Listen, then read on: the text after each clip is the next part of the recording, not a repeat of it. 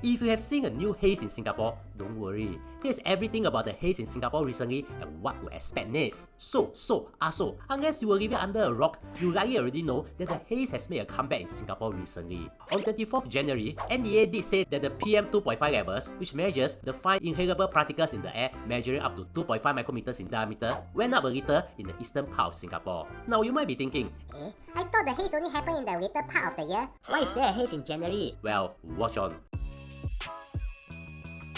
You might think that the haze only occurs between July to October, but no. It's just that during this period, chances of a major haze, known as the Southeast Asia haze, will be higher due to the dry season. However, no matter what time of the year, Singapore gets the haze, albeit sometimes smaller ones, because of a combination of two things. One, someone somewhere is burning something, creating smoke and haze. Two, the wind direction just happens to blow that smoke and haze towards Singapore. This time round, the haze that we are experiencing is a result of vegetation fires and hotspots in Malaysia. If you take a look at this NEA maps from the past few days, you'll see that there are a lot of orange and red circles. Those circles represent the hotspots where there are fires happening in Malaysia now. One of these fires was a peatland fire in Johor. The fire started on 23rd January and expanded to about 20 times its initial size over just 4 days. The fire covered the size of around 120 football fields. Then, add on to the fact that you have wind blowing from the north and northeast into Singapore, then we have a recipe for a little haze. Anyways, as you can see on NEA's map, the blue arrows show the wind direction, and that wind is blowing the smoke and haze from these orange and red hotspots straight into Singapore. Fortunately for now, the 24-hour PSI is still in the good to moderate range. This means the air quality is still okay in Singapore. But if that's the case, then why are some people saying that the haze is much more worse than the PSI reflects?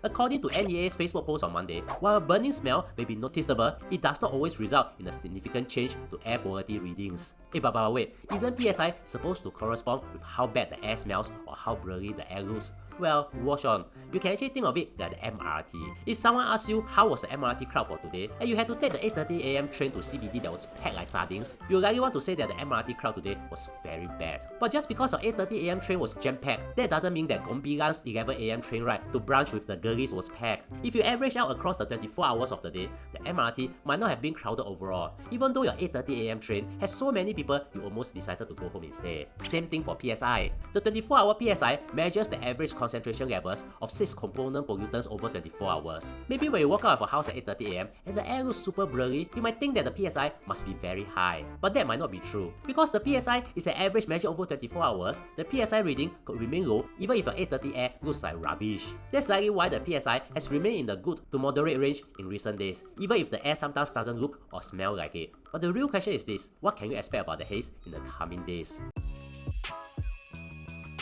If you are looking to advertise your business in this channel, we can help you. There are guaranteed views and many big brands have trusted us. Just click on the link in the description. As of time of recording, the latest update from NEA as of Wednesday is that the haze is likely going to get better in the coming days. This is because after the past few days of the hot sun, the wet weather is expected to return this weekend, and we all know the rain will help ease the haze. If you still kanchong, don't worry lah. Currently, the 24-hour PSI is still below 100.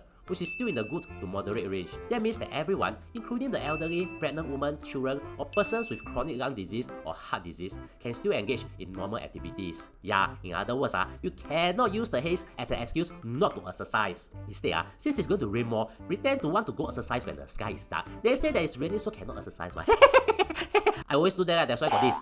However, note that if the 24-hour PSI goes above 100, which is in the unhealthy range, you should start reducing, minimizing, or avoiding prolonged or strenuous outdoor physical exertion based on your health status. But if the PSI goes above 100, you can rest assured that NEA will tell you, or your nose will tell you. Anyways, you might not need to worry about the haze now, but should you worry about the Nipah virus outbreak in India? Watch this and you will understand. Thank you for spending almost 4 minutes with me. I really appreciate it and hope you learned something.